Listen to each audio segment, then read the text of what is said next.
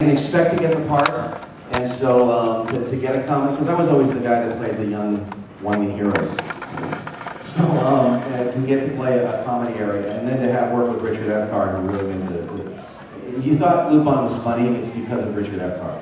He did a lot of the rewrites, he did a lot of the just kind of keeping it fun, and so yeah, so it was fun. You know, I got to go in every day and you know, play this silly little character who always wanted to look for food. So it was kind of fun. So, yes, sir. Okay, just out of curiosity, speaking of Lupin III, where did the idea of doing all of the anachronistic cornball sort of references come from? The anachronistic cornball references? Yeah, like there was like one episode where it's like, I think with the mummy mask where Jigen made a reference to Shaq. And then like another episode, Fujiko referred to like The Simpsons. It just sort of, since I knew it was all supposed to take place in the 70s, it was a little jarring to me. Well, I think part of it was that so much of it was Cold War humor, that, and it wasn't relevant anymore, that the producers wanted it to be updated a little bit. And the writer also wanted to do that sort of thing. And then as long as they let us go, we made the changes in order to make it a little bit more relevant. And I think that was it. We needed to go on Cartoon Network, and Cartoon Network wanted something a little bit more current. Some of it worked, like when you had the, you know, when you turned Jimmy Carter to Bill Clinton, that worked. Yeah, well, you know, Bill Clinton's always good for laughs. All right. Yes, sir. Have there ever been any roles that you wanted to do that you really had your heart set on but got passed over? That's hard to say because I don't know if I really want them till I've done them. Kind of like that. But yeah, there's a show that I always wanted to be in, and I auditioned 3 times and I never got in, and that was Cowboy Bebop. And I'm still like bitter. No, it's just I thought it was the coolest show ever. And the first time they read me though, they read me for Spike. And it's like, I'm reading this thing going, I cast Steve Bloom for this. And that's exactly the cast, so at least I was right on with it. So, but that's the only show that I ever wanted to do that I never got to do. So, yes, over here.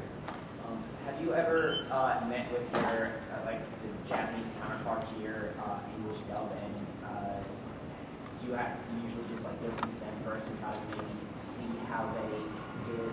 And, like, I'm a fan of your band, Shishigami. You have to, like, maybe listen to the Japanese voice and how like, goofy, over the top, try to, like, portray that. That's like 4 questions in that one.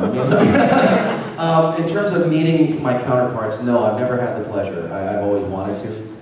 I did get to meet I directed a show called Planetest. And I get to meet at SakuraCon, I got to meet the creator of Planetest. So that was my little geek moment there where I was going, oh my god, this is a great show.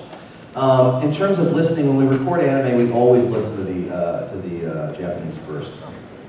The process is essentially we listen to the line of dialogue in Japanese, and then we record it, and then listen to the next line, and then record it. We do it 1 line at a time.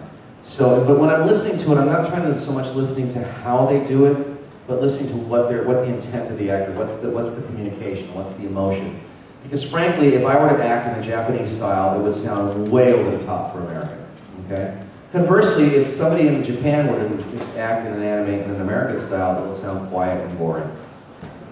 So, so essentially, that's what we do. In terms of Banshee Shigami, I never heard the Japanese voice. Never heard it. Yeah, they just had me do just be big and bombastic. I did it. They said, "Great, do that." Yeah, I'm good at being bombastic. Listen. Yes.